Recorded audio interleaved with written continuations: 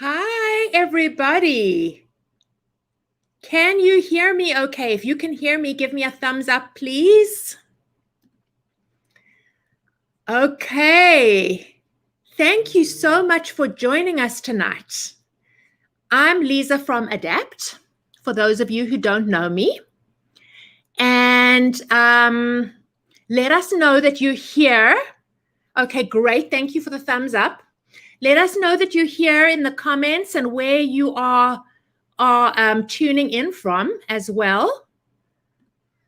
And thanks for joining us tonight. Welcome to part 4 of Dr. Westman's Keto Workshop.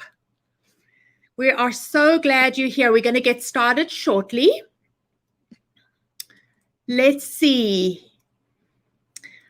Hi, Pamela Jones. Hi, Mary from Kansas. Kylie from Australia.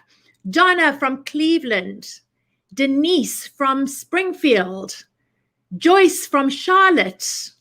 Hi, everyone. Oh, it's so wonderful to see so many of you on. We are actually live streaming across 8 different channels right now, so you may not see everybody yourself. But thank you. Thanks for being here.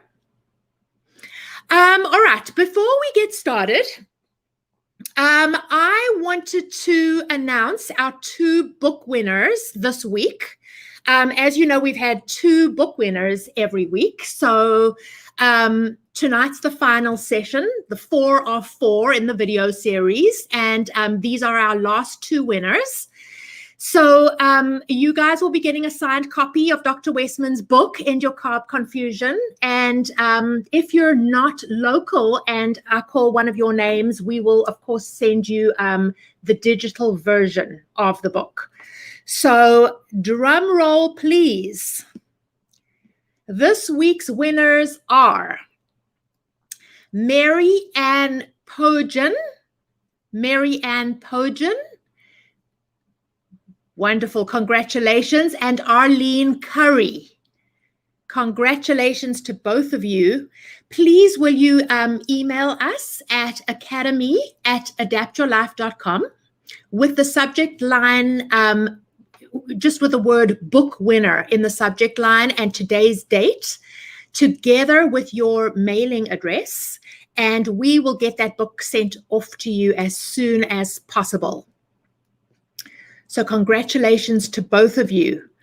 So tonight's session is super exciting. Not only is it the 4th session in the series, but Dr. Westman, if you haven't seen this before, it is incredible. He's going to be discussing the 2 pathways in tonight's session. Lifestyle is the one pathway versus medication, which is the other pathway. And obviously, he's going to tell you what each pathway means. And then after that, we have 2 of our past masterclass students joining us tonight, Deborah and Melanie. They are coming to chat with you and share their story. So you definitely don't want to miss that.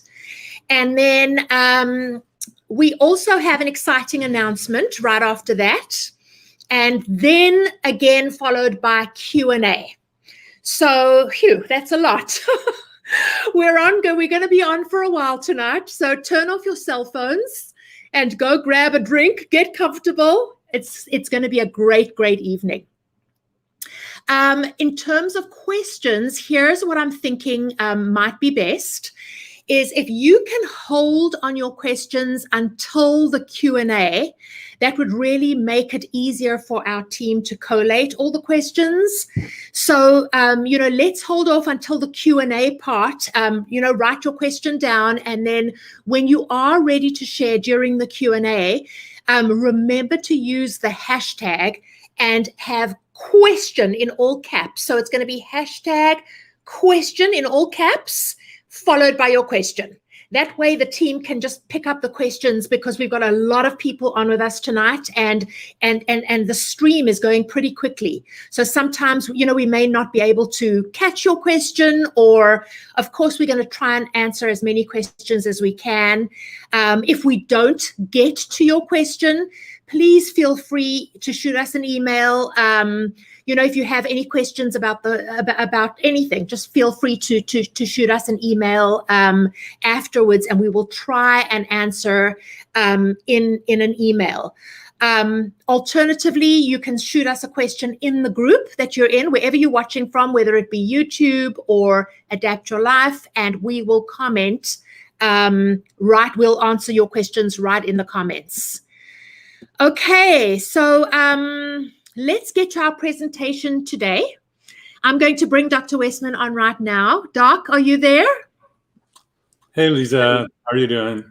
Hi, I'm good. How are you doing? Doing great. So tonight's session, we're talking about the 2 pathways. So for those who haven't seen this presentation before, it's a really amazing one. What can you tell them? Why would you say tonight's presentation is so important for those watching? Well, we've talked in this workshop series about how sugar affects the diet, how affects the body. Carbohydrates in the diet raise the blood glucose, raise the insulin, cause inflammation, and cause obesity, diabetes. We've also then talked about how you can change the food. The last session was the food that you eat on a keto diet and how to do it correctly. If you haven't watched those workshops, please do. But this one is kind of a culmination of really my life's work in terms of nutrition and health. And you'll see I'm breaking paths and leaving the field that I've grown up in called internal medicine. And you're going to see that there's another way to go about it. And so I think this is important, this conceptual sort of story I'm going to tell, because it'll explain why we don't see eye to eye with other doctors today, and why even sometimes they get upset. And we're all on the same team, I thought, to help people's health. But this one came to me as just a way to explain why there are different ways to go about things, and the feelings that you might have along the way. Fantastic. Okay, well, with that, I'm going to take myself away and hand it over to you. Great, thanks. Again, I'm Dr. Eric Westman. I'm speaking to you from Durham, North Carolina at Duke University. I've been at Duke now for about 30 years and doing research and using low-carb keto diets for the last 20 years. And our group is known as one of the world leaders in the keto diet because we started studying it before anyone else did. There were actually 2 groups, Jeff Volek, who was at Ohio State University, and our group here at Duke. And I work with Dr. Will Yancey, and he has done independent research within the VA using this approach as well. But so this is the concluding part, 4th part of a 4-part series. And I'd like to have you just kind of sit back and let me pull up my screen here, and give me just a moment.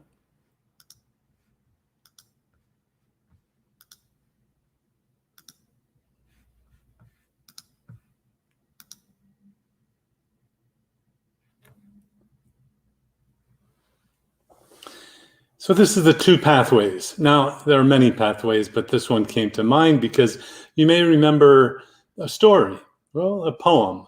In fact, it was a poem by Robert Frost called 2 Roads Diverged in a Yellow Wood.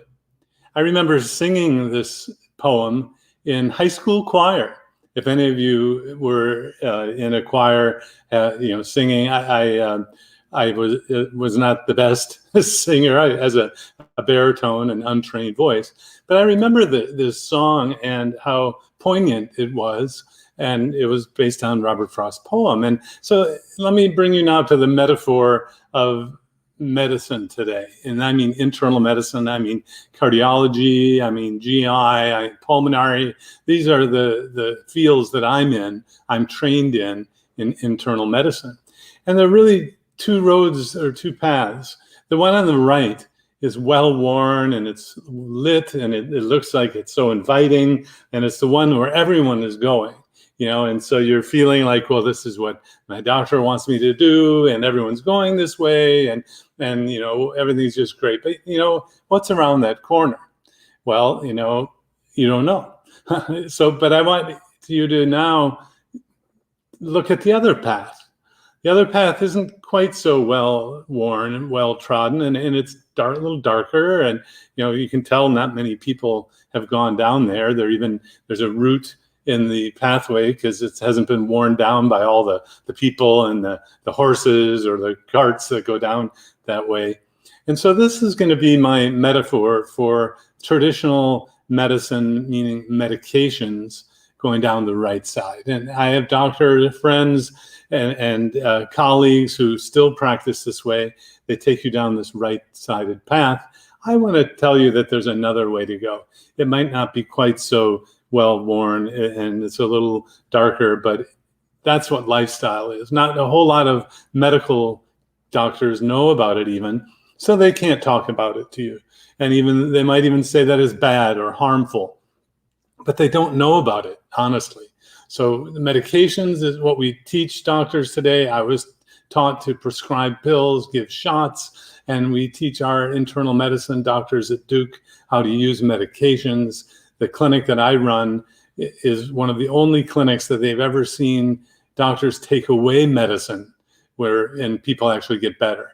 And so that's why I've been in the teaching arena at Duke now for 20 years, and medical students and residents come to learn this alternate pathway of lifestyle. But let's just show how things can get so distorted and you may find yourself already somewhere down this path on the right. So in terms of overweight and obesity, probably the most common reason that people think of a low carb diet or a keto diet or lifestyle change, doctors are happy to talk about different diet programs, and they don't know how to help you with them, but they say, go do something to lose weight. They don't have a tool for you to lose weight, sadly. Now there are new medications coming out, but a lot of them are shots and pills that have side effects. But you might have been on non-prescription diet programs. You might have actually gotten food subscriptions where they send you the food to your home and you pay for it and it becomes too expensive, so you stop doing it and it stops working. I'm trained in a field called obesity medicine, where a lot of doctors still use prescription medicines with diet programs, but you don't need those things if you do a prescription strength lifestyle that I'm talking about tonight on the left path. Even the doctors are happy in my area. My patients tell me that their doctors are more than willing and happy to tell them, refer them to the weight loss surgeons. And you might even think that's the only way that you can go, because you've had friends and neighbors and even relatives who've gone down that pathway for obesity. You don't have to go down that path, even though that's a very common one. Something that you may not have thought about for a low-carb keto diet, heartburn or reflux or GERD. It's all the same thing. Heartburn, and this kind of gets you into the idea of that term managed. Heartburn is managed by prescription medicines and antacids, and that's what doctors will do. And my gastroenterology colleagues are very quick to prescribe pills for heartburn, and I see people coming to me on all of these pills. I ask them why. They say they had heartburn, and well, it goes away when you do a proper lifestyle. So one of the medicines that you may not be aware of that can be eliminated, the heartburn medicines, I take them away all the time when people go down this other path called lifestyle. When it comes to high blood pressure, your doctors may have only known how to prescribe medication for high blood pressure. I know that's what I was taught. You put someone on a medicine, and when that starts working, great. And then when that stops working, you had another one. And I've seen people on 3 or 4 different blood pressure medicines. high blood pressure is managed by prescription medicines. And yet no one may have asked you what you eat when you go into the doctor's office. How crazy is that? When my friends with animals say the first thing the veterinarians ask is, what are you feeding your pet? And yet most doctors don't even ask you what you're eating. High cholesterol is another one. I get endless questions about high cholesterol being managed by prescription drugs like statins and fibrates and niacin.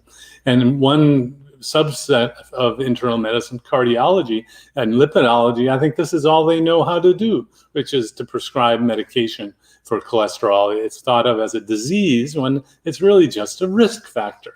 So, and it gets better when you change your lifestyle. And if weight loss is a part of it, it'll actually get better almost all the time when you wait until the end of your journey of weight loss. So high cholesterol can also be treated by lifestyle. Now, this is the big one, the one, my type 2 diabetes. It's the one disease or problem that my patients are most grateful for me helping them, because they've gone to doctors who've managed the diabetes. They haven't, in fact, they've probably been told to eat more carbohydrates, which is just crazy. If it's type 2 diabetes, the problem of high insulin in there is not fixed by eating more carbohydrates, it's by eating less. But anyway, so let's say your diabetes isn't controlled by the diet anymore. They start using a drug called metformin, metformin or glucophage, the brand name, and then they say, don't worry, everyone should be on this medicine, and but then what happens, because they're not treating the root cause of the diabetes, the diet, you're going to end up on these other medicines and pills. And one of my patients came to me and almost angry, because she said there shouldn't be jingles on the TV to sell diabetes medicines. And I share her emotion about this. You don't need to take medicine to manage diabetes. You can fix it by changing the lifestyle, which I'll get to in a minute. But you might even be down this path, and then these medicines stop working. So the doctor prescribed insulin without regard to the diet. In fact, now they might even think that there's no way you'll change your lifestyle, because you're gaining weight and you're out of control, and you even say you're doing everything that you've been told, and it doesn't work because they're managing the problem, not fixing it. When you're on insulin now, insulin makes just about everyone gain weight, and you will then be told that you're going to have diabetes forever. And I'm a strong a believer that you don't have to have diabetes forever, but you do have to address the food, the lifestyle. So once you're on insulin and your hunger goes up, you gain weight, which makes the insulin resistance worse. Once the regular standard dose of insulin is exhausted, you go on a higher strength insulin from U100 to U300 to U500. In fact, now they're changing the names of it. So some people come to me not even knowing that they're taking insulin because it's a different name. And no, it's still insulin, and it's not solving the problem, it's managing it. So now this would be fine, and I would have no problem with my colleagues if they were fixing it, and then you would have no complications. But it doesn't get fixed. The end result down that path around the corner is that there are complications from even treated diabetes. Diabetes is the most common cause of blindness, kidney dialysis. And if you know someone with diabetes and they've had amputations, this is a pathway you don't want to go down, if at all possible, because it ruins your quality of life, and it makes you, the blood sugar is going up and down, and all these medicines is not a fix. It's not a pathway that people are happy with. And then at the bottom, I just added in, this is because you're eating carbs. And a lot of lifestyles work, but the one that I gravitate toward to, and the one I've studied, and the one I use in my clinic, is one to cut out carbohydrates, because it's so simple and it's so easy to do. once you understand how the sugar raises the blood sugar and the starches get digested to sugar. So if you're going to be going down this pathway on the right, you can eat anything you want and you'll be happily given these medications, but it won't be fixed. So the first thing to know is that you can go down a different pathway than this lifestyle. I mean, the one I'm talking about tonight is not eating carbs, because it is so simple once you understand it. You start saying things like, in this other pathway, you don't have to have diabetes. You don't have to have medications. The look in my patients' eyes when they realized that I wasn't just going to tell them to just change what they eat. I was going to be able to fix their diabetes. The eyes start to get wide open and they're starting to listen. So now the language that I introduce is diabetes is curable. Yes, it's reversible. And so the first thing we do is de-prescribe medication. We take people off insulin, off the other medications, the shots, the pills, and the insulin goes and the blood sugars come down even though you're not on insulin anymore. And remember, you're not eating carbs. That's the change you've made. You've decided that it's worth just changing this food in order to get off the medications, to lose weight if you have extra weight to lose. So a new term has come into the medical world called de-prescribing. And it's a direct result of low-carb diets being used now by many, many doctors. And so the diabetes pathway, even if you have pre-diabetes and you're preventing things, you go down the pathway to the left. You don't eat carbs. There are no medicines. There's no diabetes. There's no pre-diabetes. There's no obesity. There's no metabolic syndrome, which is the triglyceride, the HDL, abdominal circumference, the blood pressure, the blood sugar. All of these things get better. There's no hypertension. There's no heartburn. And all you have to do is change the food. And in a simple system that we've developed is just following a simple list of foods to direct you to the healthiest foods. And you don't have to have any of these problems.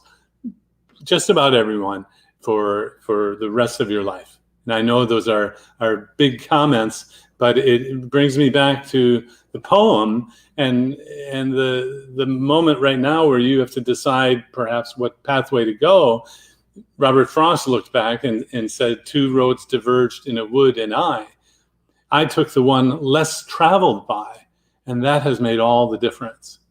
So even though other doctors and family members and they're going down that pathway, and it's the one that the doctors want to put you down, and they don't talk about food, they just put you on medicines and then shots, and it's not the only way to go. And I'm realizing now that I've changed the kind of doctor that I am from a prescribing and a managing doctor to one that reverses conditions, one that prevents conditions. And I have a secret weapon. It's called food. Pretty amazing. So this is me. If you missed one of the earlier talks where I went over this, I'm an associate professor of medicine at Duke. I've been here now for 30 years. Published over 50 peer-reviewed papers on the keto diet. I'm the past chairman of the board of the largest group of medical weight loss doctors in the world called the Obesity Medicine Association. I'm co-founder of ADAPT and Adapt Your Life Academy. And I have a new book out with Amy Berger called End Your Carb Confusion that has the information in books. And we want to give this information to you just in the way that you'll learn, and that's the 2 pathways. It's your choice. You can choose to actually let me stop sharing here. It's your choice. You can not eat the food that's in front of you and make a simple change and then fix all of these medical things, or you can eat whatever you want and then get put on medications. And I can just say, after 30 years of watching people be treated this way by my colleagues, it doesn't fix things. And if you've had loved ones, family members who end up getting the best medical care today, which means the best medication care, there's an alternate way. And that's going back to what doctors have said for hundreds of years, which is food really matters. You want to limit the sugars and the starches. And I hope this workshop has been helpful to give you the basics. And we want to help to continue to teach you, whether it's in a book or videos or master classes. That's what we're here now to talk about. That was awesome. I think back to the poem, and I know a lot of people have never read the poem. It's well worth, at every like any great poem, at every stage of your life, it means something new. Which I've listened to that presentation quite a few times, and every time I listen to it, I get choked up, because I just wish that we could just explain, reach everybody in the world that thinks that they can't do it, Doc, and the fact is that you, being in your clinic for over 30 years at Duke, de-prescribe medications every day. So, can you just tell, before we go on to Deborah and Melanie sharing their stories with everybody, can you just tell people a little bit, when somebody comes to see you in the clinic, one of a new patient, and let's say they're on multiple medications, and they start the diet, how quickly, typically, could it take for you to start de-prescribing medication for them? Well, the first day, if it's diabetes medicine. So when I take a history, and this is a caution, if you're listening and you're taking diabetes medicine, like insulin or any of those injectable shots, the blood sugar might go down 100 points on the first day. So that's going from 200 to 100, it's getting into the normal range very quickly. So you have to reduce the medicine on the first day. In fact, I'll talk to an individual, get the list of medicines. I'll write out diabetes medicine to make sure I have the accurate information. And then I will give some parameters about, here you check the blood sugar 2 to 3 times a day, of course, before you take insulin or any injectable. And you do not take the insulin or the injectable if the blood sugar is under 100 in milligrams per deciliter. And so if someone isn't quite sure and all that, and they still want to do it, I will give out my information, my cell phone, and I will have them call me or text me until they're off the insulin. So, in fact, some people don't even know what insulin does, which defies that's like giving someone a motorcycle and not teaching them how to ride a motorcycle. I mean, yeah, some people just don't ask questions. They just take their doctor's word for it, and if the doctor says they need it, then they need it. And it's just so sad, because if you live a life of obesity and medication, what can that lead to? I mean, to those that would rather be on medication, they actually say, I would rather take insulin than have to give up bread, let's say. Well, they just don't know how easy it is to give up bread. I give classes where there'll be 10 people around the room, and I will, depending on who's there, I'll do the exercise of just going around the room. Now, can you name a carbohydrate? Because I don't want you to eat carbohydrates after we go over this class. And someone will say, well, Coca-Cola. That's right, sugar and the Coca-Cola. And, someone on the other side of the room will go, what?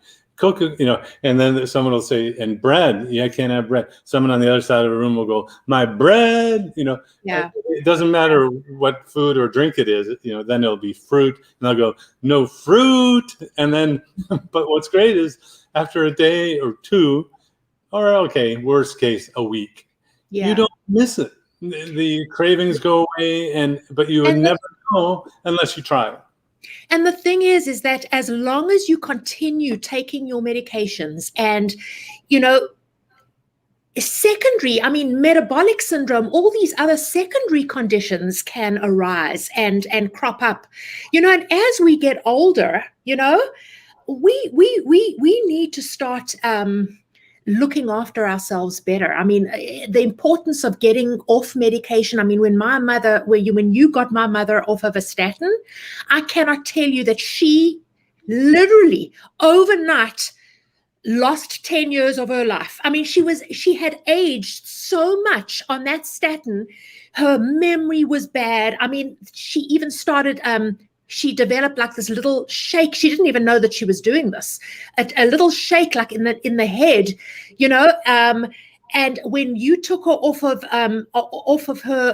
the statin, I mean, I can't tell you the difference. I mean, literally, like overnight, I could see such a difference. So my colleagues in the medication world, treating with medicines, they're too strong. I mean, they're blunt tools. They're blunt instruments, meaning they have side effects. And now the side effects of statins are being recognized more and more. It turns out that they probably suppressed the side effects in the clinical trials. It's kind of a scandal when that came out. But even now, doctors are becoming more aware that if you have memory loss or you have muscle aches and cramps and you don't know why, then you can try without a statin. If those things get better, you might try something like lifestyle to treat the cholesterol. So again, there's some. I joke that the cardiologists in my community hold on to this statin prescription so tightly that I kind of gauge. Well, you're gonna have to talk to your own doctor about the statin, but I think that side effect might be from it, and more doctors will try off these kinds of medicines, but you have to kind of push them to do it. And just a reminder as well that for those that are listening that are on medications, you definitely do not want them to go off of their medications on their own, even with lifestyle. I mean, it's very important that they work with their doctors to get off of medications. Absolutely. Yeah. And this is powerful medicine, the diet. Right. Remember, that's my secret weapon. Yeah. And all right, well, let's bring on, should we bring on Jennifer and let her share her story? Yeah, so now it's our pleasure to bring in people who've learned about low-carb keto lifestyle. And Jennifer, are you ready? They're a past student of ours of the Keto Made Simple Masterclass. I'll tell you what, I will go away. Hi. Hi there. You ready? I am ready. I always get nervous, but I'm ready.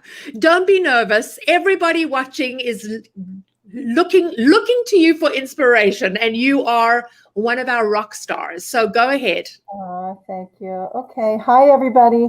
I am so excited to be here because I feel like watching this presentation is where I was with these two pathways, but I was at a crossroads at 2018. I kind of had a crisis in my weight. I had been steadily gaining weight from probably, it started in my late 20s, but after I had kids in my 30s, it just got worse. And in my 40s, I got heavier and I was exercising a lot. And I kind of came from the calories in, calories out mindset. I did not really have a good understanding about food and the right thing to eat other than the standard American diet and what my doctor had told me, and that I needed to count calories. And it was very frustrating. And when Lisa said that there are people that feel like they can't do it, I was one of those people. I really just felt like a failure because every diet I tried didn't work. And I thought I was doing everything that they were telling me to do. And so that led up to when I was about 45, I just gave up. And I just said, maybe this is just kind of what happens when you get old. You start to feel a little bad and you gain weight, and I have bad metabolism or something. And I just got tired of fighting. So, so consequently giving up just made me heavier. So by the time I was 54 in 2018, I'm a mom of two, was in menopause, and I had reached 196 pounds. And that was kind of like my moment that I was like, I have to do something. I was now less concerned about being heavy because I was having trouble with some brain fog and little glitches remembering things. I hadn't slept through the night in probably 18 to 20 years. And so that was really debilitating. But the chronic problems that began to progress over time, the older I got, the over-the-counter medication that I was taking was becoming a daily habit. The Tylenol PM I was taking just so I could sleep.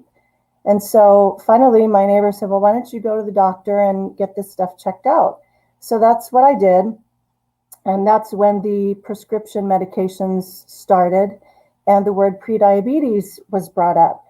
Then I was really concerned, but there wasn't any talk about changing my diet other than he told me I needed to give up sugar. And so I wasn't really sure what he meant by that because I didn't eat cake and Snickers bars and soda and all that. So I was really confused.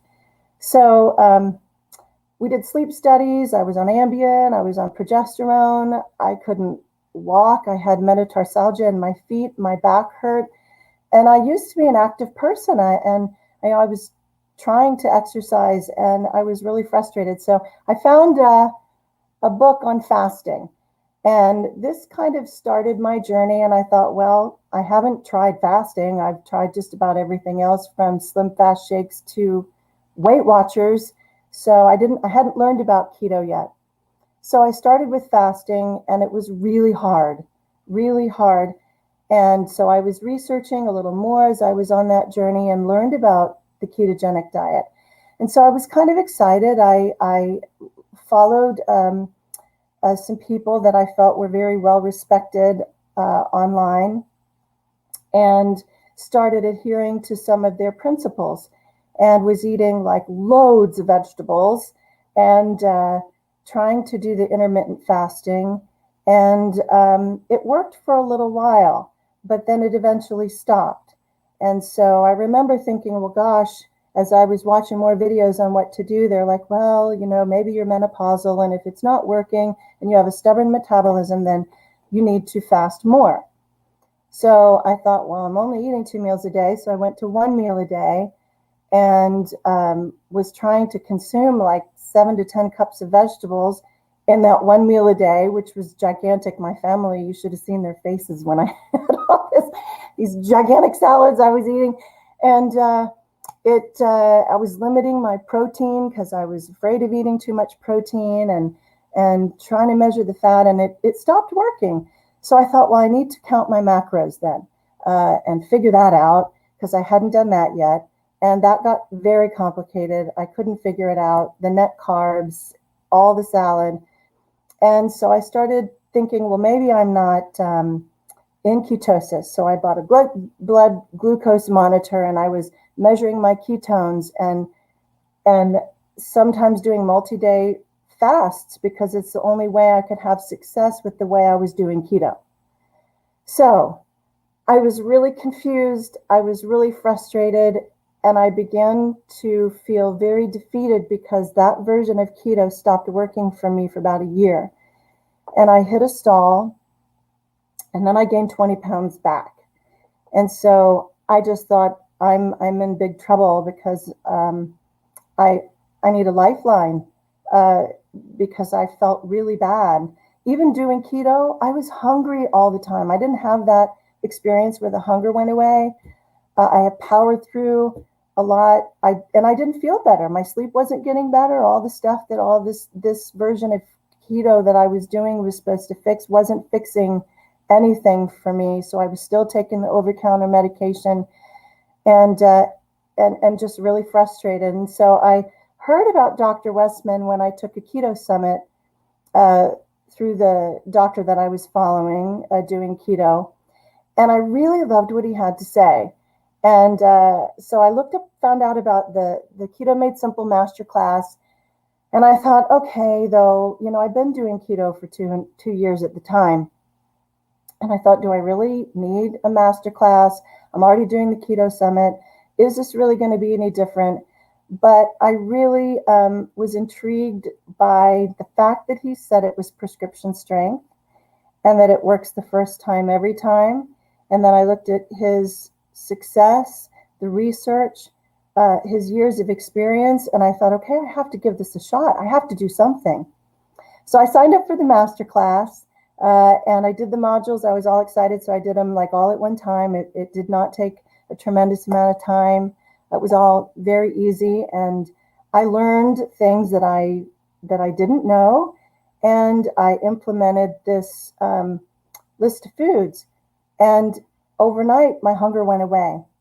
And I thought to myself, this is fantastic.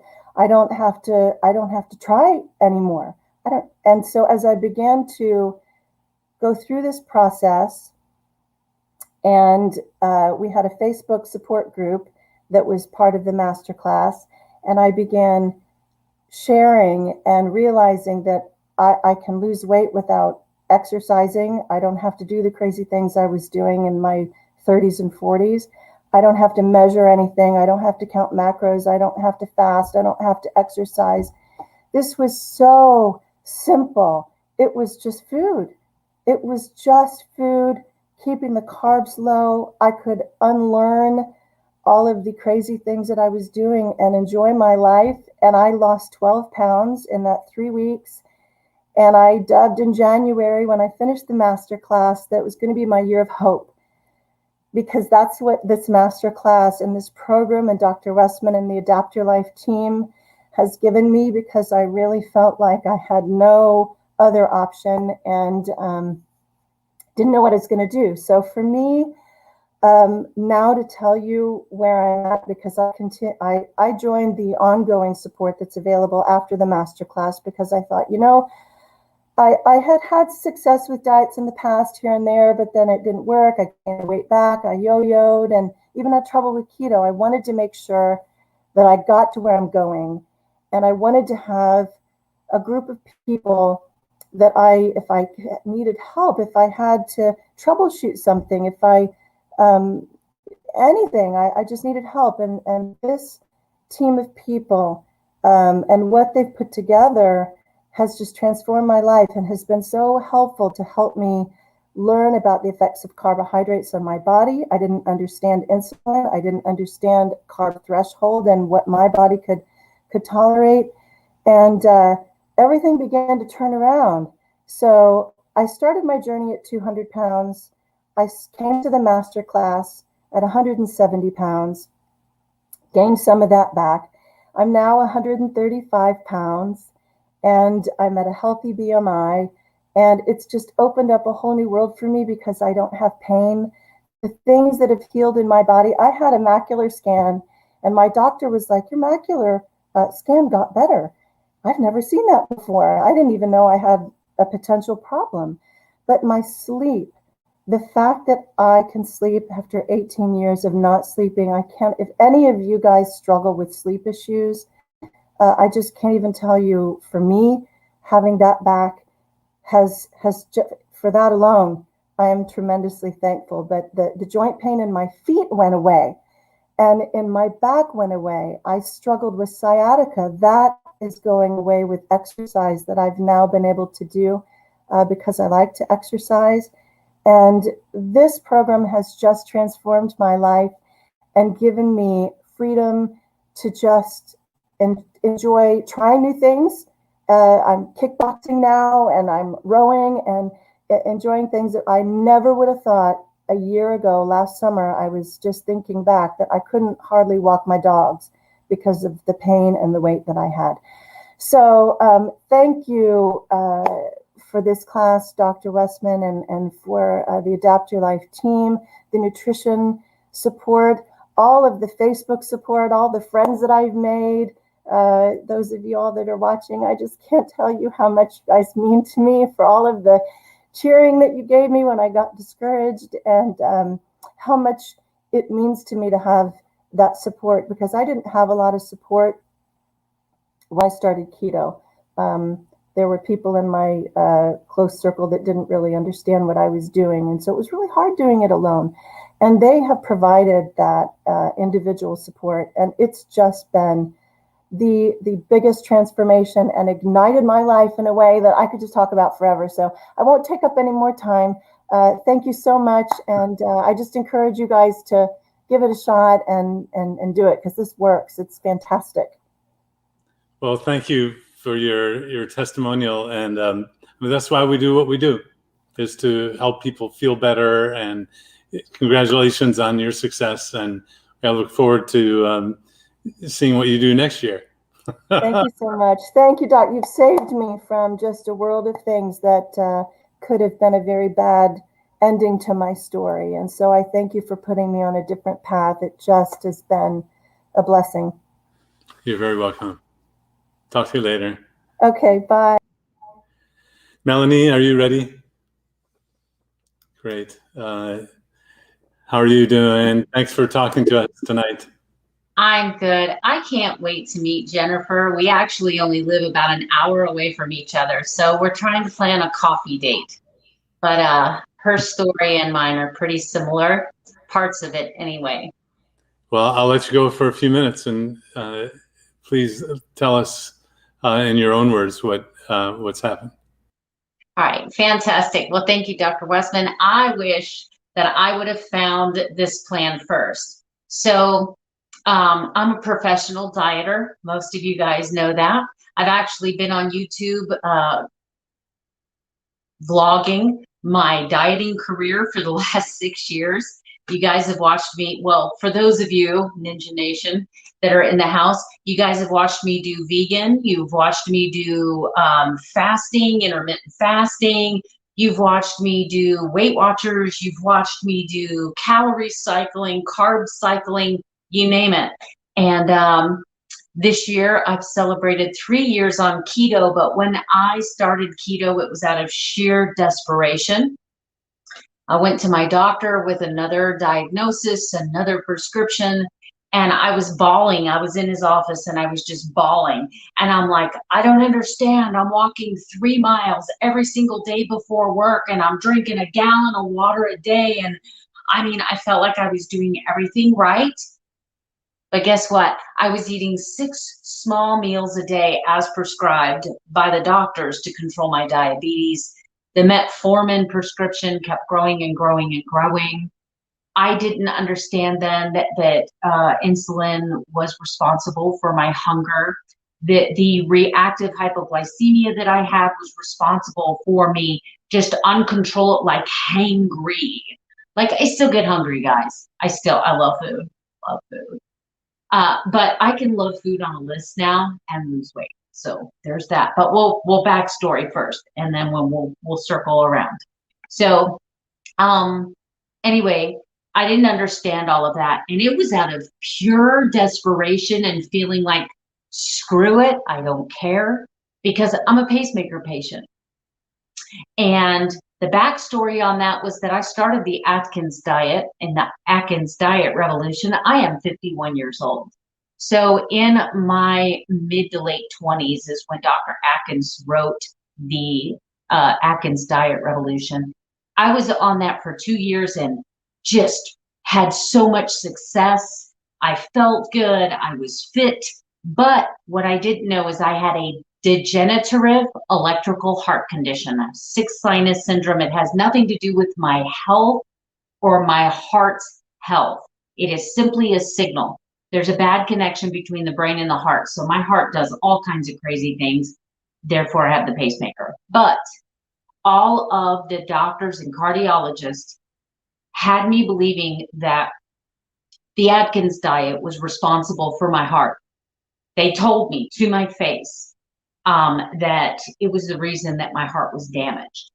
And so, instantaneously, I was being told you shouldn't even worry about your weight. You shouldn't worry, because back then I got down to a really healthy weight. But they're like, you're healthy, your heart is more important. You want to die to be skinny. So they scared me off the Atkins diet. 20 years later, I have now reached a weight of 247 pounds and suffered my first heart attack. 10 years of bradycardia, syncope, atrial fibrillation, passing out in Walmart, Lowe's, passed out behind the wheel of my car, and almost lost my life. Finally, the pacemaker, but was still being told, you're a heart patient. You should not be doing keto. But my weight and the medications and the statins and the blood pressure medicine and the metformin, and now I'm becoming a full-blown diabetic. I kind of felt like, what do I have to lose? These medicines are going to kill me. The side effects are going to kill me. My weight is going to kill me. My self-esteem is going to kill me. This depression is going to kill me, right? Pick your sword. You know what I'm saying? And so I went on keto, but I did it like most people do. I typed in a little search engine, how to do keto. And of course, I came up with some pretty big YouTubers. I started following them. I got out the macro calculators. I got out the scientific mathematical. I learned about how to take something with 70 carbs and make it 2 net carbs. And I learned keto that way. And I was frustrated at the end of my first year because I had only lost 24 pounds. My first year, I didn't have not one single cheat, which means I didn't eat anything that was supposed to be bad for keto, right? I followed it to the letter. I had all the pretty carb manager macro charts. And you can see video after video on my channel of me just bawling in front of the camera going, I don't know what I'm doing wrong. And then, of course, everybody wants to help me. So they're like, you're eating too much. You're not eating enough. You need to fast longer. You're fasting too long. It's cortisol. It's stress. It's too much fat. It's not enough fat. It's too much protein. You're in gluconeogenesis. You have all of the I stayed at a Holiday Inn experts giving you advice. And meanwhile, I'm comparing myself to everybody else on the social media networks. And I'm like, why am I not having their success? 100 pounds in 3 months, and I'm like, I'm doing everything right. Well, anyway, my second year, and this comes to today's story. Today, I'm going to bring you right here. I made it a mission 50 days ago today. Somebody really got me and shook me up a little bit and said, Melanie, stop doing what you're doing, straighten up, fly right, follow the list. That's all you've got to do is follow the list. Follow the list. So I took the master classes. I know what I'm doing. I've been doing keto for 2 years before I took the master classes, and I started following the list. And in 50 days, I have now lost more weight being in my 3rd year of keto than I lost in my 2nd year of keto doing internet keto. In 50 days, I have dropped almost 15 pounds. Do you realize that that's more weight than I lost my first month of internet keto? I've learned so many things about fat. Like fat is, yes, you do have to have a certain amount of fat. Fat is very satiating. It's very hunger curbing, but so is protein.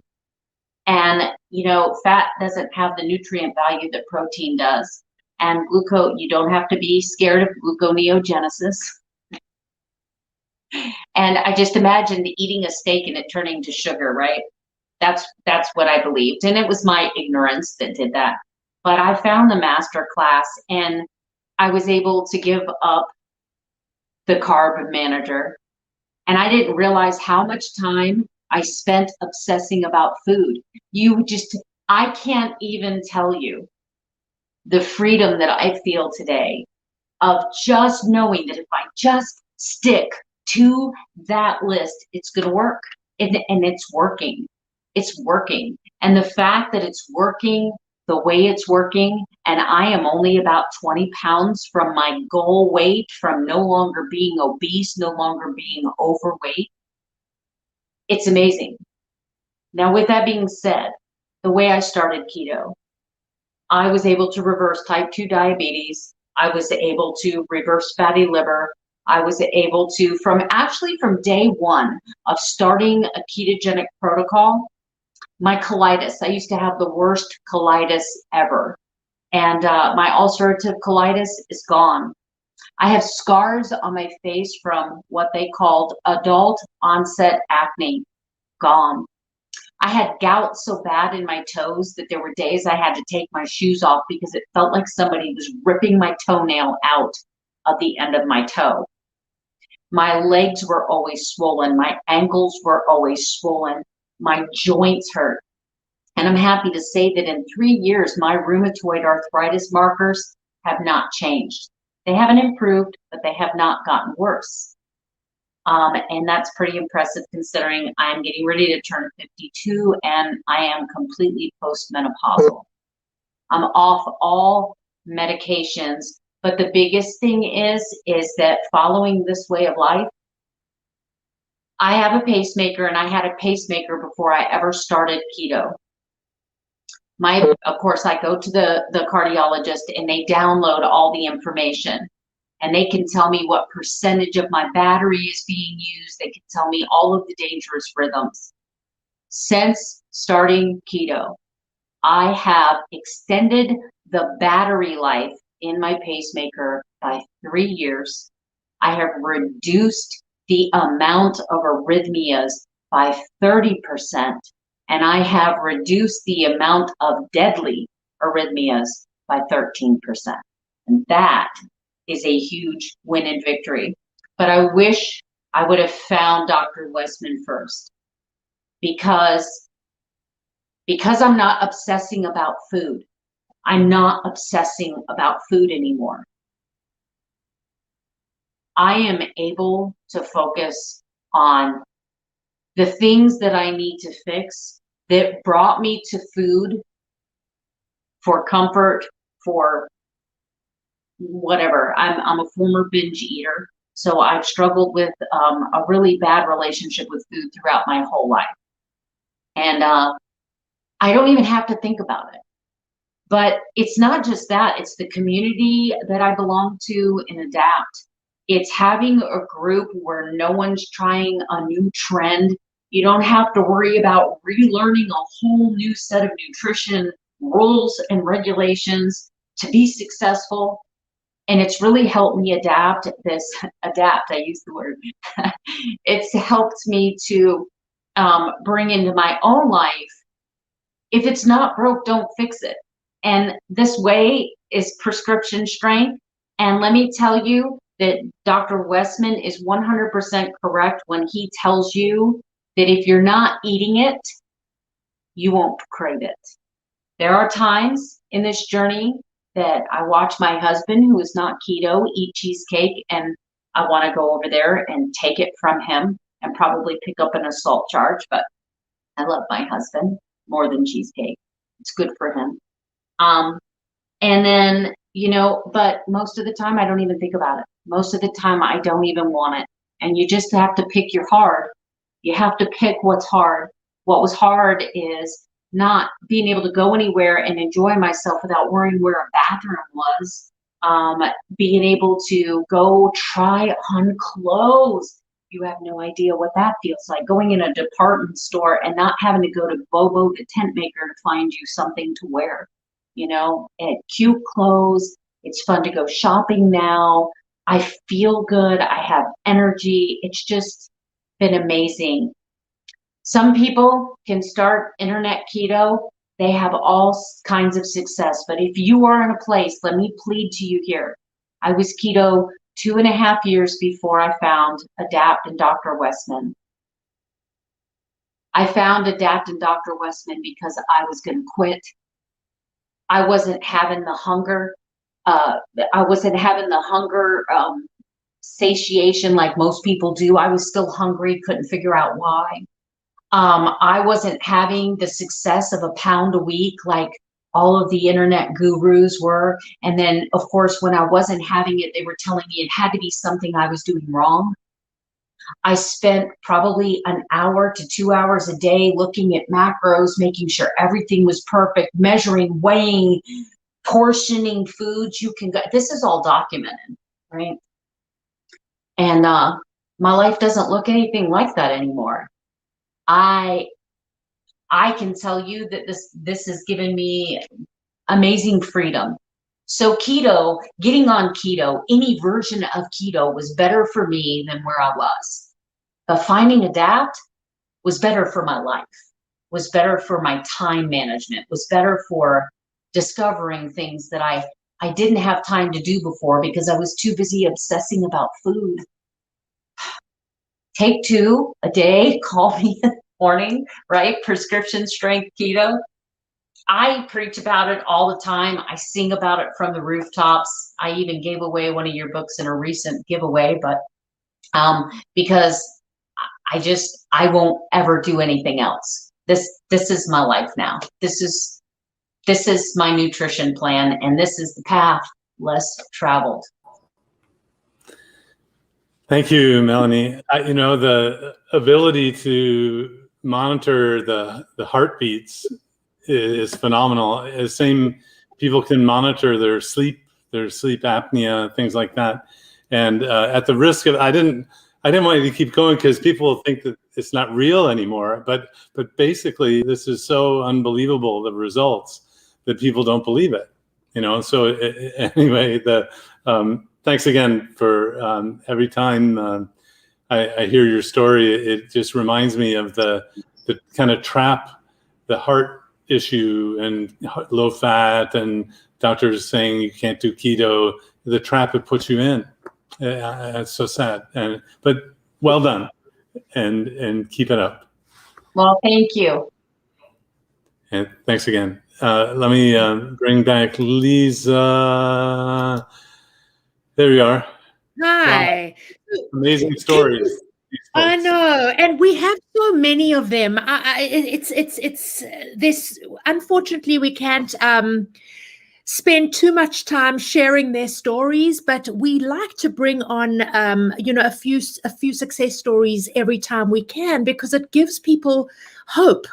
And it gives people, they inspire people. And when they started, they never in their wildest dreams, including me when I started, we never in our wildest dreams thought that we could live this type of life, as myself being an ex-binge eater. I mean, food was my life. My binges were my life. I mean, I looked so forward to my weekend binge eating, and there was no way that I could have even thought that I would, give up my binges. And it's just amazing how, when I first started, I remember going back to that time.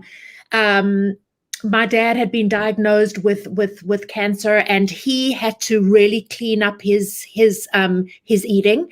And I decided at that time that I was going to do this with him as a support.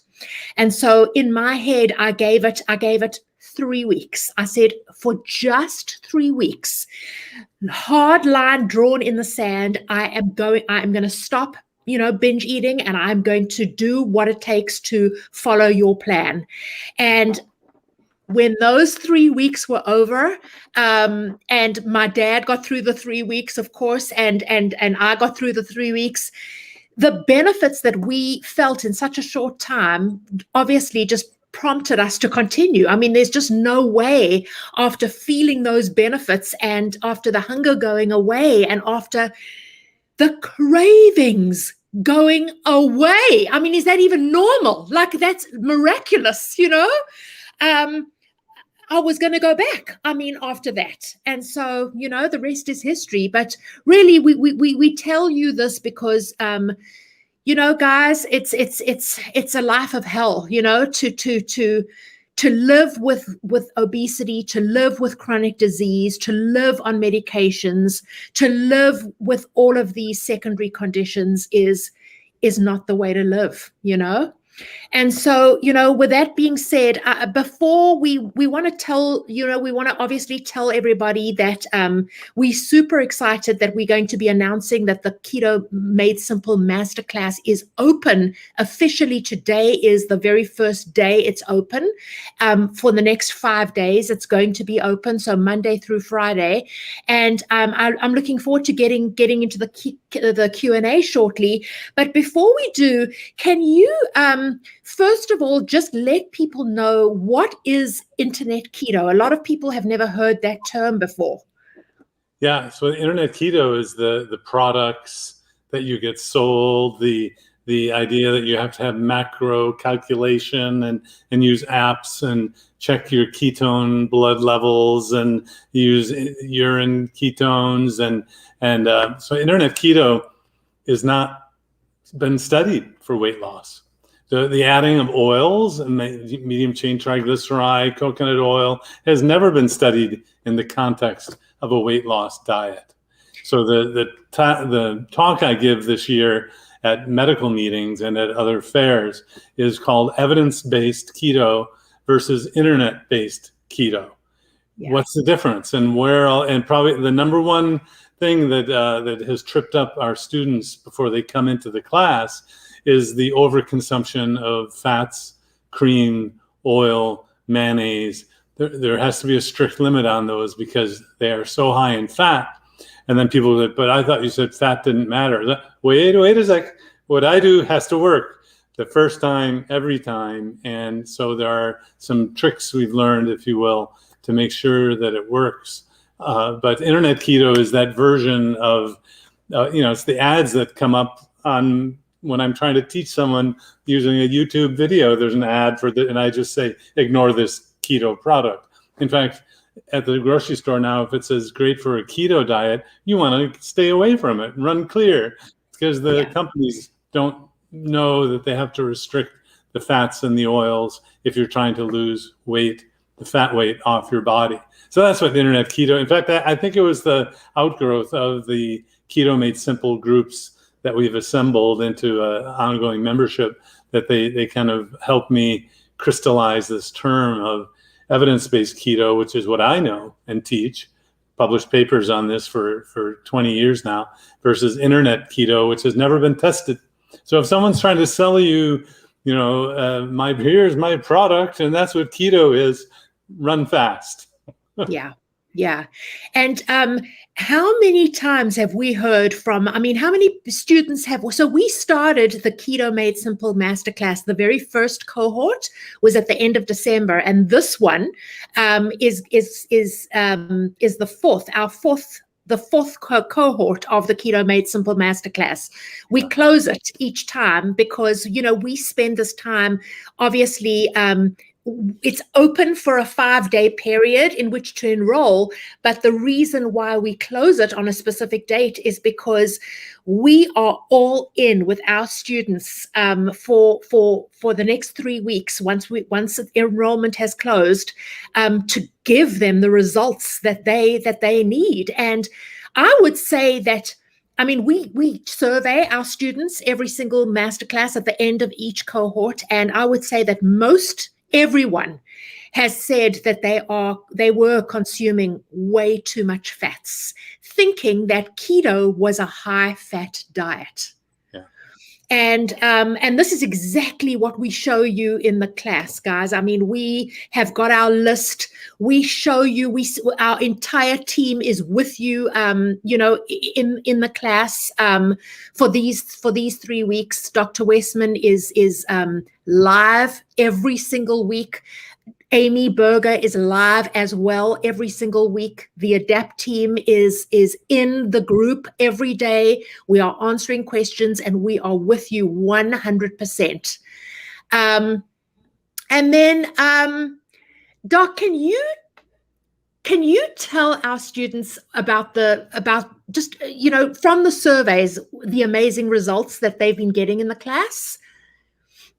Sure. Well, at the end of the 3-week Facebook period, we know that, and I know from people coming to me in the clinic, that there can be a fear of getting started. a kind of a inertia to get started. So what we've done is we have people come into a closed group so we can support you as you're getting started. So you're not only are you getting the information through the videos and the transcripts and food lists, but you get the ongoing support. And at the end of the 3 weeks, we ask people, what did you learn that was different than before? How were the results? And for those people who are weighing themselves, not everyone does, but a lot of people do, we've helped people lose over a ton of weight, meaning 2,000 pounds, which, you multiply the number of people we've had, it's 5 to 10 pounds ish over that per person over that 3 weeks, which is what I would expect. It's what I see in my office. Yeah. So, but you scale that up, it's amazing. I mean, to have helped so many people so fast, and that's the whole point of this, is to share the information that we've learned in the clinical setting without you having to come to the clinic, so that you can get the benefit of the information and the support of people who've done it before you. And so it's actually something new that's not available anywhere else. I mean, there's no other support system like this for my group of people. Even if you came to Duke to come to my office, I don't have this level of support. So it's really incredible, and I'm so proud to be a part of it. And people do so well, and because of the method. We make it simple, and we dispel all the myths of the things that haven't been tested, and you don't have to do all those things. You can make it very simple and uncomplicated. It's kind of our approach to it. Yeah, and if you want to know exactly what you do get in the course, we'll post a link below that'll take you to the course page, and you'll be able to see exactly what you get in the course, how much the course is. We're offering a really discounted rate right now due to the pandemic and the current circumstances. So this is probably the last time that we will be offering this rate. But I'd love you to maybe, let's pull up the ADAPT success path, and let's show everybody exactly the path that we take them on in the course. Okay, yeah, just one moment. Let me pull up my computer here.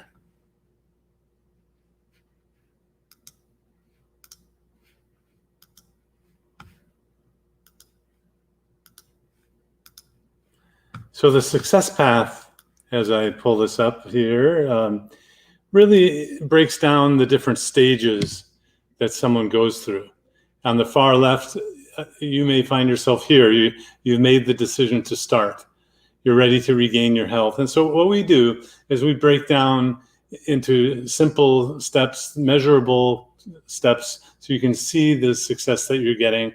Stage 1, we help you assess the baseline of where you are to get a clear picture of your overall health and well-being, and setting some goals and aspirations that you want to achieve. Then stage 2 is the learning phase, where you're watching the videos, you're in the Facebook group with other people learning, you're getting started even. So then stage 3 is implementing, getting started. You're getting results. The hunger goes away after just a day or two. Cravings go away that same amount of time. The weight starts coming off, usually 1 to 2 pounds per week, although early on it might be more if there's water weight loss. And then as you go on into weeks and months, you're transforming. You're noticing that the clothes are looser, even they're starting to fall off, that you're able to bend over and tie your shoes.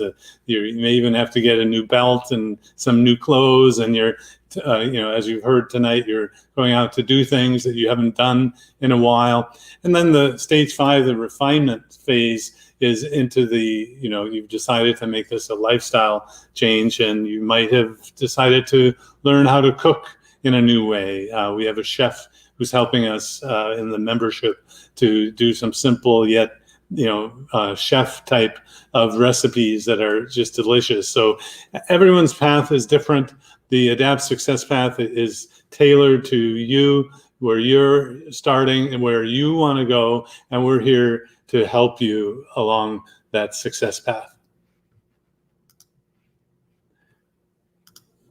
Awesome. Okay, so let's jump into Q&A, and then we can always all these questions as well are in the Q&A. So I think people have been waiting a long time to just jump right into the questions. So let's start. Okay. I think you pronounce your name Vagar or Vagar. His question is, how much fatty meat can I eat? How many tablespoons of coconut oil can I eat in a day? Right. We teach that in the course, but go ahead, Doc. Well, once you get the idea of the food that you want to stick to, we have a food list. You eat until you're comfortably full of the meats. And so you don't restrict to lean meats or fatty meat. It doesn't really matter because your body will stop when you're full. It's a pretty amazing thing, this body we have. When you get the noise of the sugar out of your body, you basically will be able to listen to it or feel that you're full. We don't really push oils and even coconut oil, things like that. The method we use is one of staying to a list of foods. And if you are adding in things off the list, you have to watch the carbs. And there's a subsection of the list of things that are high in fats, like I mentioned, that you have to limit as well. So it's a very practical approach that there's no specific requirement or amount.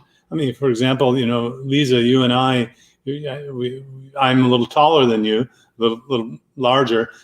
It would make no sense for us to have to eat the same amount of things, right? So our body adjust pretty much automatically if you just get the food natural, pure, clean.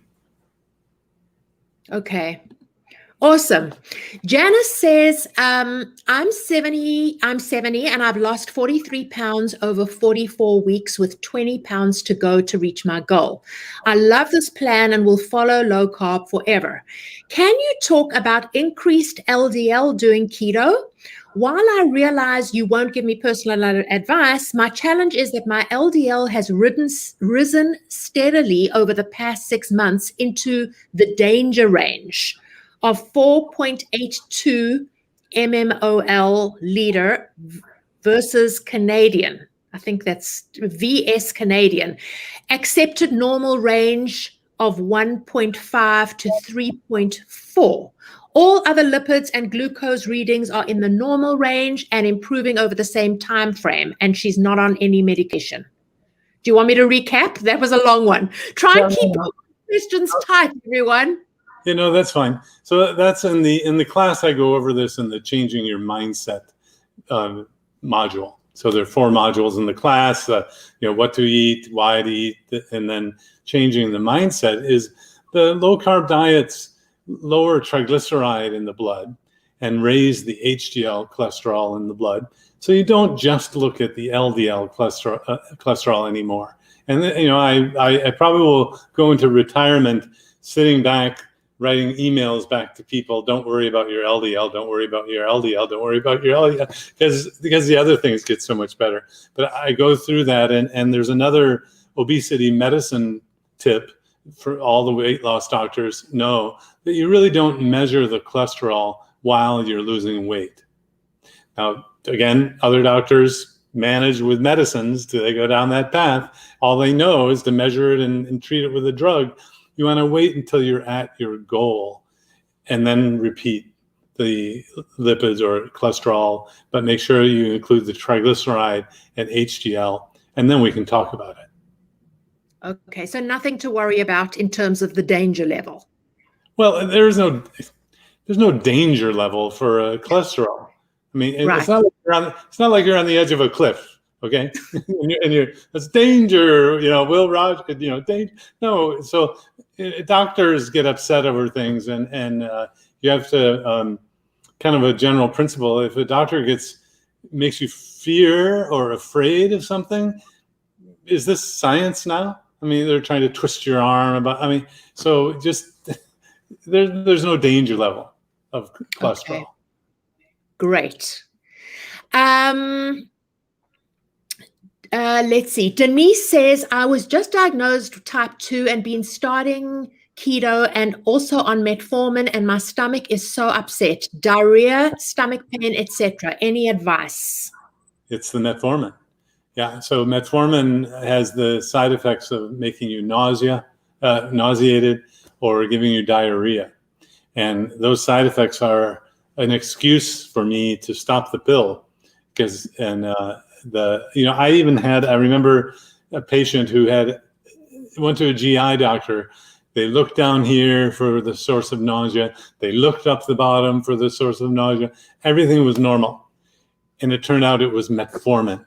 They forgot to ask the person what medicine they were taking. Oh my goodness. So I guess my next there's a third pathway, and that's procedures that doctors do. It's not just giving medicine, but so change the lifestyle, get off the metformin, no more nausea and diarrhea. Anita says, 8 weeks on keto and I still get heartburn every morning after coffee. I can't give up my 1 to 2 cups of coffee a day. Help. So what do you put in the coffee? If it's MCT, stop it. That's called medium chain triglyceride. If it's coconut oil, stop it. If it's what's the other, butter in the coffee, no. So very unusual, not I guess unheard of, but very unusual if you're following our list of foods and you're not adding in all of these things. The hunger goes away, the nausea, the heartburn should go away. It's possible that there's a condition called a hiatal hernia, which is an anatomic thing that might make you have it still. But I wonder if you have a chance, and we can get to it today still, tell us what you put in your coffee or try those changes. Okay, Stephanie. There's a saying that, you have a coffee problem if you drink more coffee than your doctor, and you're going to have to drink a lot of coffee to drink more than me. Yeah, I mean, I drink five cups of coffee a day. Thank goodness. I mean, I don't have heartburn, but yeah, I could never give up my coffee either, to be honest. Stephanie says, I've been doing strict keto. Again, what is strict keto? Starting week 4. So she's been doing this for 4 weeks, and my GERD is still causing me discomfort. I'm on omeprazole. Is that how you pronounce it? Omeprazole and Pepcid and Maalox in between. It can be very painful at times. Shouldn't it be gone by now, or at least under control? Yes, I don't know what you mean by strict keto. Hopefully what we just talked about, get rid of the oils and maybe just a little cream whitener in the coffee, but no oil, butters, no pills. Very unusual for that to be persistent. Yeah, in fact, when my mom also had GERD, and what actually got her 100% right was she gave up cheese. So cheese for her was a big one, and she gave up cheese, and her problems went away. Not to say that cheese is the cure-all, end-all, but I mean, there could definitely be certain things that are causing your GERD not to go away, as Doc said. Volvo says, Duke promoted the rice diet. From a weight loss view, is that a good, effective diet for certain cases? Yeah, that goes back. The rice diet no longer exists. In fact, it's one of those funny things, because there may even be a website about it still, and you call the number and no, it doesn't exist. It's been closed for 5-6 years, even more now. Sadly, the Duke Diet and Fitness Center closed as well, as it's a COVID casualty, I'm afraid. There is one residential program you can come to Durham to stay in, and it's not related to Duke. But the Duke rice diet put Durham and Duke on the map in terms of a weight loss mecca, if you will. And it's an ultra low fat diet, much like the Pritikin diet. It's very austere, meaning not many people want to do that today. So today, immediate gratification isn't fast enough. Give me double cheeseburgers, no bun is going to be an easier sell than or a practical reality for people to do than rice cakes and a little piece of fish. The rice diet, yeah, it's valid. It works. It's just really hard to do, of all of the different things you can do. Joanne says, I have tried keto in the past, but caused pain post gallbladder removal. Would like to make it a lifestyle change. Any suggestions to avoid it happening again? Very unusual for a problem like that with the food list we have. I don't see that in my clinic. So I'm suspecting you're thinking internet keto, adding oils and things that your gallbladder was used to helping with. I have had people with no gallbladders, many people with no gallbladders, and they do fine. So I suspect that there was something in the food or products you're having that would happen if you did it this way. Okay. Sharon's question is, I struggle with Dawn phenomenon, being low carb keto for a year and a half. Can I expect that to change with this program? So Dawn phenomenon, if we're talking the same language, is the blood sugar going up in the morning. It's a result of cortisol going up, a hormone called cortisol going up in the morning, and it's normal. It's an elevation to get you up ready for the day. So my is there's nothing wrong with it. Yeah, so if you're this is changing the mindset. Again, in the class I go over how you look at normal ranges and fluctuations in blood pressure, blood sugar, and all. If you're going to be measuring your levels, you got to know that there are fluctuations, and it isn't just good, bad, normal, abnormal. It's normal for the blood pressure to go up when you're walking and running, and it's normal for your blood sugar to go up in the morning. It's called the dawn phenomenon. It's not a problem. You can see there's a different, it's almost like we're speaking different languages sometimes, but I was taught that, you needed to treat medications with pills, and that if the blood sugar went up in the morning, you had to take a medicine called the dawn phenomenon. So no, we're talking about something different. You don't have many carbs going through your body, and so many of these things get better and change. The numbers don't always apply in the same way. Okay. Karen wants to know, is it necessary to consume an electrolyte powder when doing keto? No. The same as you get these Redmond salts and things like that. People say that you need to, you've got to drink electrolyte powder, or you've got to have, Redmond salt versus the other salt. No. Is that okay? Yeah, the approach that I use it has been used for 150 years before there was internet keto, Redmond salt, or any kind of, or using electrolytes. Now you can have those things, and I'm not against those things. You'll learn my philosophy is, if most people don't need them, I don't tell everyone to have them. Now, I suppose if I was selling them one day, I'd say everyone should have them, but that's not my style. So if you have a side effect, then I ask people to add in the electrolytes, and we talk about sodium and magnesium as being the most needed electrolyte during that first phase, or keto adaptation phase. Yeah, we some of you may have heard the term the keto flu, which is basically that keto adaptation phase that Dr. Westman's talking about. We go through this with you in the course as well.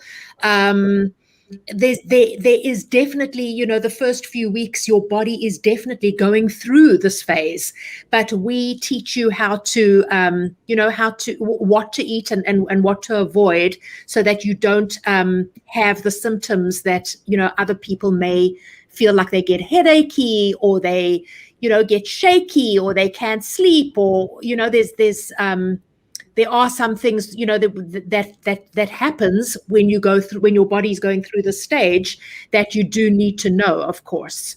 So that is important.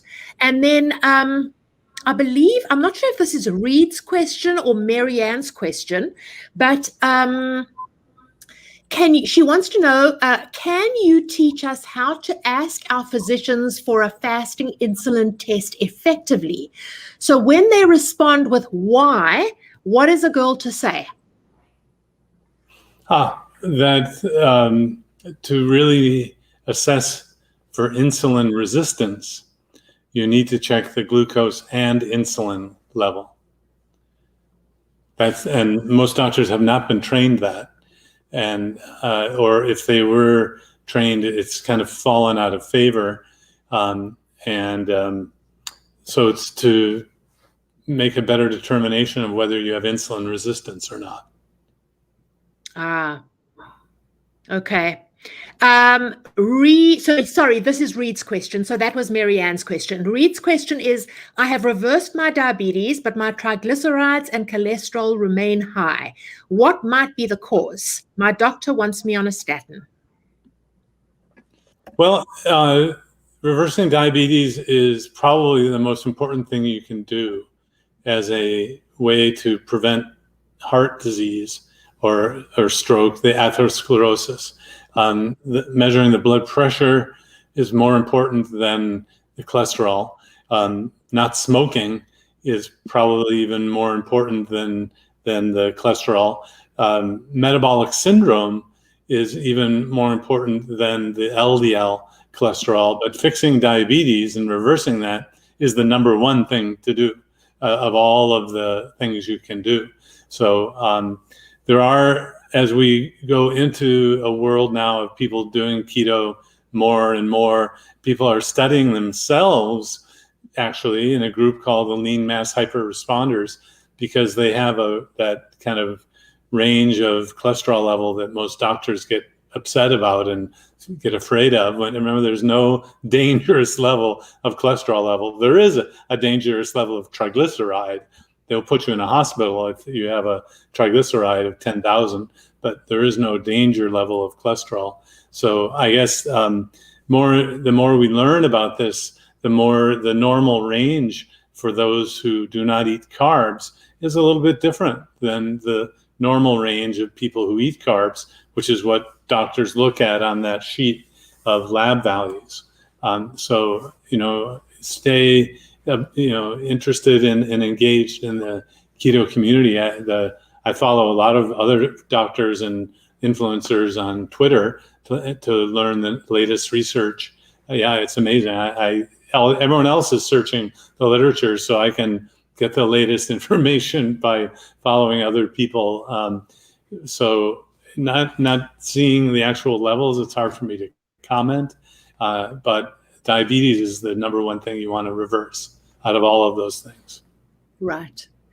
And then Jim says, I understand that I need to limit my fats, but I have concerns about the amount of fat consumed from meats, fish, and poultry, as opposed to other sources like oils. If my goal is to lose my body fat, could eating protein from meats, fish, and poultry until full offset any body fat I burn with the dietary fat I consume? I think is what he's asking. Can he gain weight by eating too much meat and fat? Yes. Yeah. So you can. Good. In fact, the state of the science is a gentleman in the UK overfed himself with 3 different diets, and I just helped him put that into the medical literature, literally being a co-author with him. And you can eat too much and then gain weight. Yeah. On a keto diet. All keto means is that you're burning fat. So that if you're over consuming, so that's where you might be, it's very difficult. You might be over consuming oils and butter and cream because it's very difficult to control or to know how many calories you've consumed. But if you're having meats, real foods, eggs, that comes with protein, you're not going to be having just pure fat calories. And calories do matter, but you don't worry about counting them. For just about everyone, the hunger goes down and you eat less automatically. Now, I wondered if I heard the types of oils, meaning omega-3, omega-6, those sorts of things.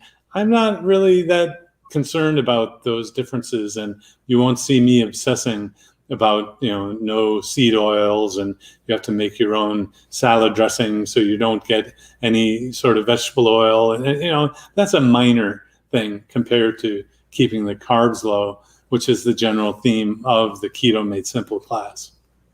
And that's exactly what my next, so Sam also says, I've been doing internet keto, so I've been consuming too much fat. So he realizes that.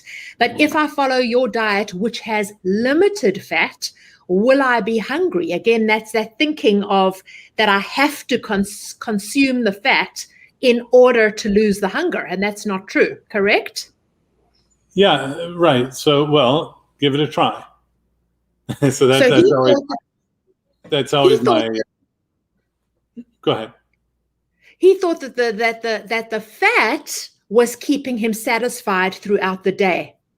Well, that's a funny thing, because if you wake up in the morning and you're not hungry, you didn't just eat fat. Oh, wait, you did off your body.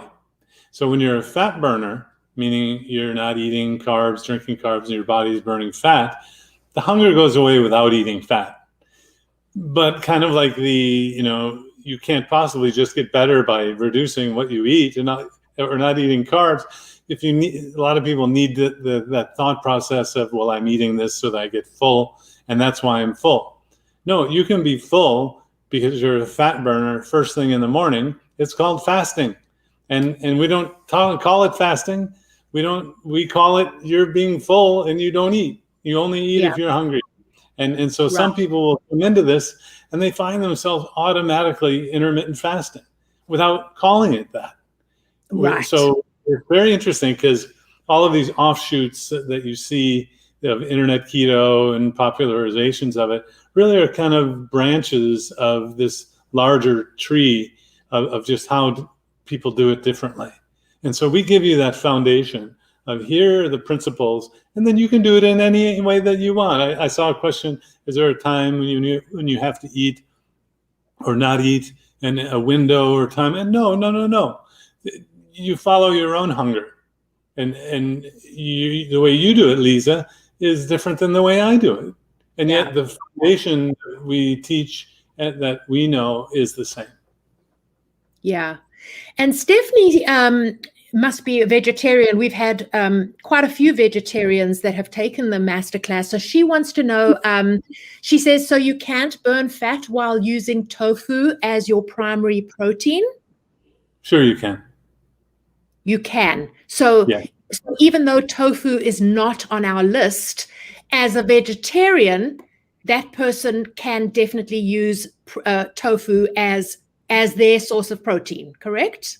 Yes, and the fundamental teaching is watching the grams of carbohydrates. So if you wanted to find the lowest carb source of protein, it's really the meat-based protein sources or eggs. But the soy-based proteins are complete protein, but they have a little more carbs in them. So you just have to be mindful of the amount of carbs. So it's the same system. So as a matter of interest, and this is just coming from me, what about the estrogen that's in tofu? I mean, isn't tofu known to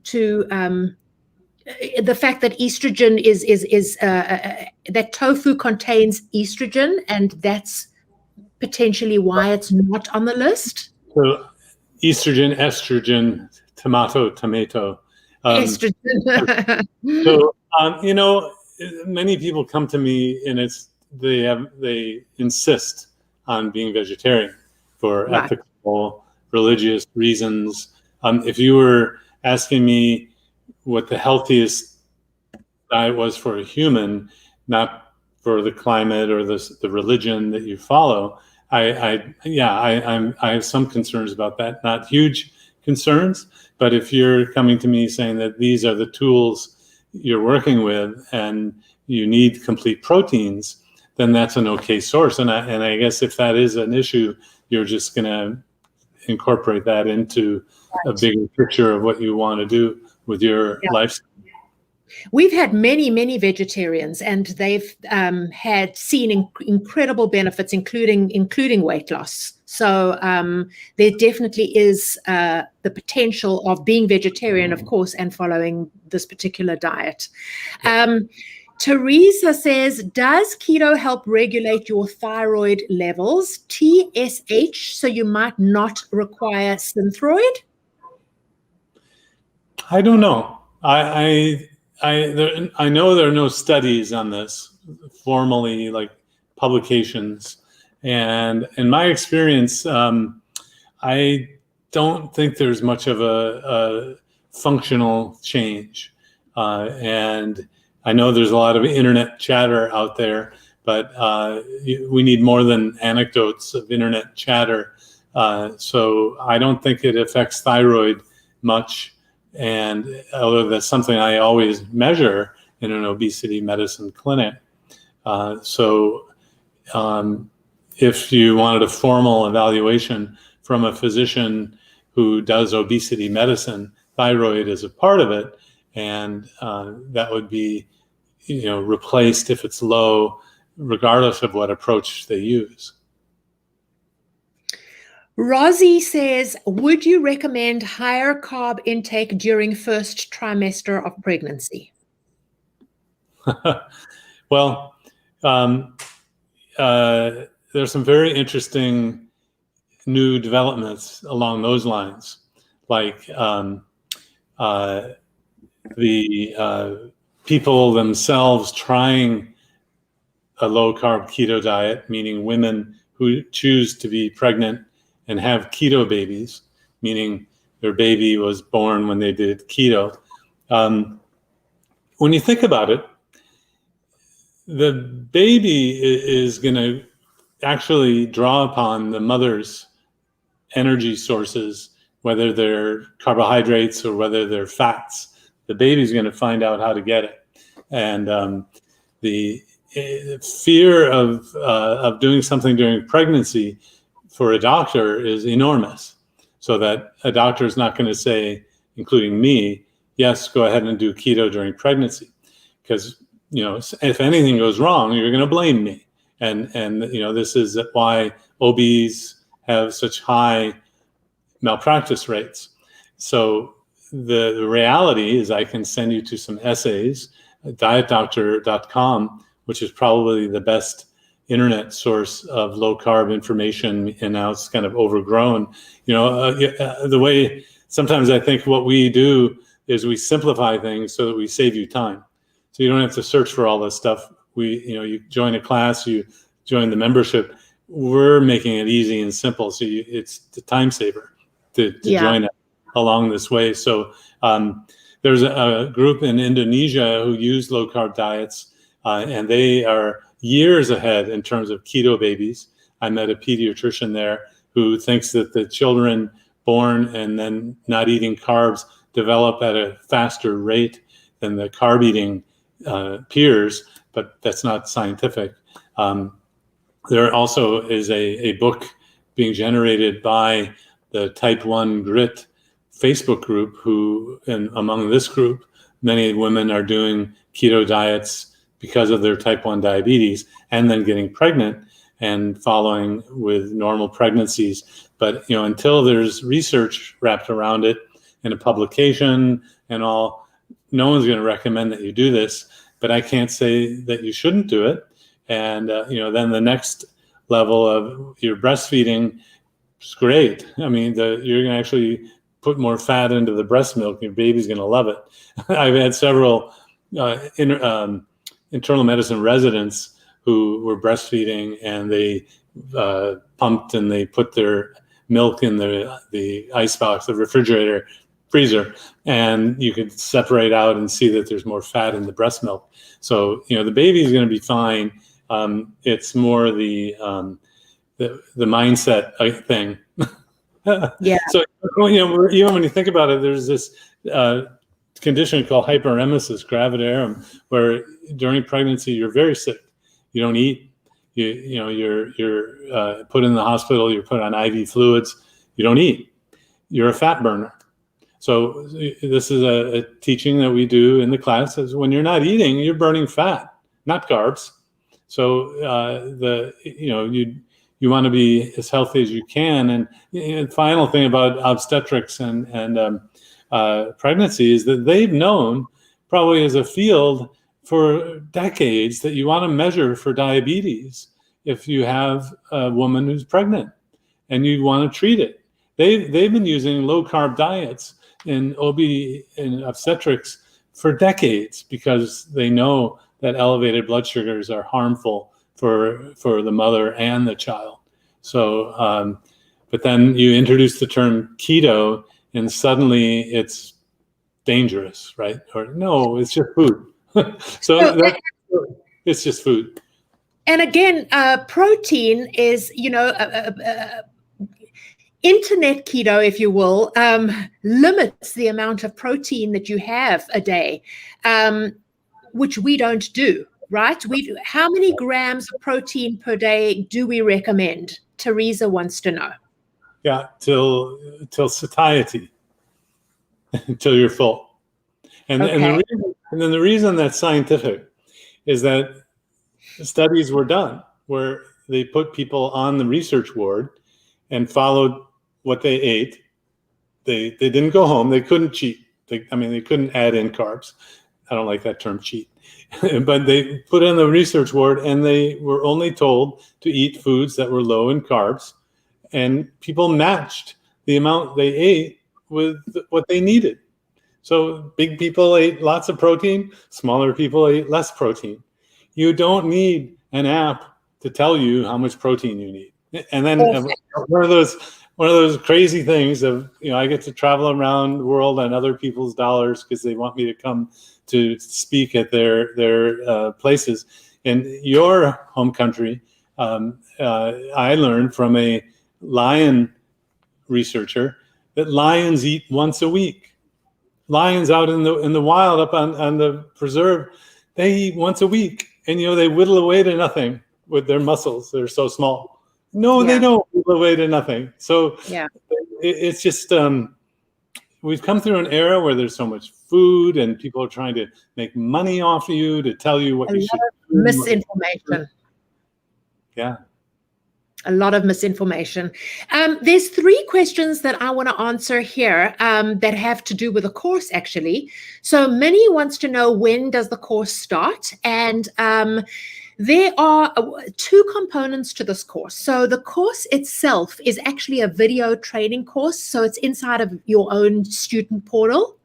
So once you purchase the course, you get immediate access to your student portal, and you can start the course immediately. And then the second component of the course is the support portion of the course, which is 3 weeks in a student-only Facebook group. So this Facebook group is specifically for our students, and our current students that are going to be taking this course. So nobody else can get in except for these next students. And this is where Dr. Wesman, Amy, and our team are for the full 3 weeks starting August 2nd to August 23rd. And that gets me to my second question. Desiree wants to know, she doesn't have a Facebook account and she doesn't want one. That's perfectly fine. It's not mandatory to join Facebook because we do send all of the live replays. Each time we have a live session, we send the live replays via email the following day. And then, of course, you're going to get full access to your student portal. So the Facebook portion of the class, which we do highly recommend, because there's definitely something when you are building up this camaraderie with your fellow classmates and you getting caught up in the momentum of the group, and there's a lot of encouragement that goes on in the group and the questions being asked in the group. It really is a phenomenal experience to be in the group. But if you absolutely don't want the Facebook group, that is perfectly fine. You can still take the course. And then lastly, Gavin wanted to know, he is in Australia and we have a lot of people all over the world that take our courses. So he wants to know what time the live sessions are. And again, the good news is that everything is recorded and sent to you via email the following day. If you are in the Facebook group, we have a specific guide within the Facebook group that you can always go to watch the replays. So that is not a problem at all, Gavin. Along with anybody else from Australia and Canada and Europe and wherever you are, South Africa in the world, you can take the course from anywhere. It's self-paced, so you can go at it at your own pace. I think we have answered. Oh, last question. Carol wants to know, can you please address constipation? How can she avoid as well as how to relieve constipation? She eats prunes, apples, pears, or some pineapple is not. Oh, she's saying eating prunes, apples, pears, pineapple is not an option. So what would you say for constipation, Doc? Right. There are too many carbs in prunes. So the first thing, and I go through this in the class, of course, but first thing, it doesn't matter how often you go for a poop. That most people, I'd say half of the people think just because they're not going every day, every morning, something's wrong. No, it doesn't matter how often you go. Most people will notice they go to the bathroom less frequently when they eat this way because they're more efficient. So. Yeah. But if you have hard stools or hard to pass stools, there are a couple things going on. Your body thinks it's low on water, so you got to pick up the water, and you can't hold on to water unless you have salt. So this is where the electrolytes, the sodium come to play. If you need immediate relief, milk of magnesia is a liquid form of magnesium that gives pretty immediate results. If you want a preventative, you just take a teaspoon of milk of magnesia at bedtime. If you need to go now sort of feeling, you take the whole capful overnight. Those are the main things. For constipation is a transition thing as your body adjusts to the new food. I'm sure there's a lot of, funny, no one asked about the microbiome tonight. I'm sure there's a lot of bacteria changing that's going on in a good way. And constipation probably happens. So we did the adapt events in kind of like this with 400, 500 people in a room. And I'll ask people to raise their hands. About a quarter of people had constipation. And maybe a third of people had these kind of keto flu things. Not everyone gets them. So if you're worried about getting started because you don't want these side effects, most people don't get them. And that was another reason to do the 3-week class, to get people over the hurdle, so that if you are having any kind of symptom, you just ask one of us and we tell you the answer. And then the other interesting thing, muscle cramps comes up a lot. And my friends locally, Joe and Terry Graydon, well, I would say they're acquaintances. They do their syndicated People's Pharmacy from here in Durham. And they just had a syndicate column this weekend about mustard and pickle juice as the immediate relief for muscle cramps. Works like a charm. And also the 1 teaspoon of milk and magnesia at bedtime for a week to prevent muscle cramps. Again, that happen in about, a quarter of people on any effective diet, but that includes a keto diet. Awesome. So to wrap up, a reminder that, we are open until Friday. So you do have time to think about it. Today is day 1 of 5. So, I would suggest think about it. If you want to do some more research, do some more research. If you want to look at the course page to see what you get, please visit our course page. You can go to adaptyourlifeacademy.com. That's our website, adaptyourlifeacademy.com. And there's a big button on that page that says enrollment for the Keto Masterclass is open now. If you click on that button, it'll take you to the course page. And then on the course page, it'll tell you exactly what you get in the course, all the dates and everything you need to know. And then if you're ready or when you're ready, you just simply hit the enroll now button and you can check out as usual. What else? I think that we've pretty much covered everything. We will be live again on Thursday night with more success stories as well as an Ask Me Anything session. So that will be on Thursday night. And then, we close the doors on Friday. So if you are still on the fence for whatever reason, please join us again on Thursday or again on Friday. And if you've signed up to the wait list, I'm sure that you got an email today letting you know that that enrollment is open. So you can go ahead and enroll. And that's it, Doc. We're excited. Yeah, it's great to get a new group. Every time we get our new students into the group, we are chomping at the bit to get to them.